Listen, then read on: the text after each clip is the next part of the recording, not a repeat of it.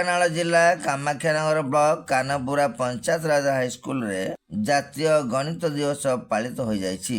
ଏହି ଉପଲକ୍ଷେ ଆୟୋଜିତ ଏକ ସାଧାରଣ ସଭାରେ ଢେଙ୍କାନାଳ ଜିଲ୍ଲା ଓଷ୍ଟା ସଭାପତି ଶ୍ରୀରାମ ରାଉତ ମୁଖ୍ୟ ଅତିଥି ଭାବେ ଯୋଗ ଦେଇଥିଲେ।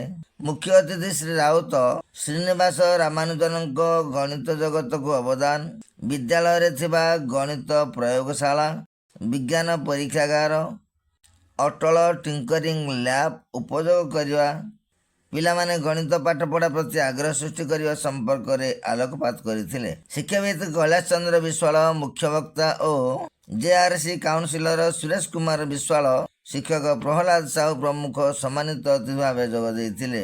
ବିଜ୍ଞାନ ଶିକ୍ଷକ ଧ୍ରୁବଚରଣ ସୁନ୍ଦରାୟ ଗଣିତ ବିଭାଗର ବିବରଣୀ ପାଠ କରିବା ସହିତ ଗଣିତ ପ୍ରୟୋଗଶାଳାର ବ୍ୟବହାର ସମ୍ପର୍କରେ ସୂଚନା ପ୍ରଦାନ କରିଥିଲେ। ବିଜ୍ଞାନ ଶିକ୍ଷକ ନିରଞ୍ଜନ ସାହୁ ସ୍ୱାଗତ ଭାଷଣ ଓ ଅତିଥି ପରିଚୟ ପ୍ରଦାନ କରିଥିଲା ବେଳେ ଶିକ୍ଷକ ଆକାଶ ରାଉତ ଧନ୍ୟବାଦ ଅର୍ପଣ କରିଥିଲେ। ବିଦ୍ୟାଳୟର ସମସ୍ତ ଶିକ୍ଷକ, ଶିକ୍ଷୟିତ୍ରୀ ଓ ଶିକ୍ଷା କର୍ମଚାରୀମାନେ ପରିଚାଳନାରେ ସହଯୋଗ କରିଥିଲେ।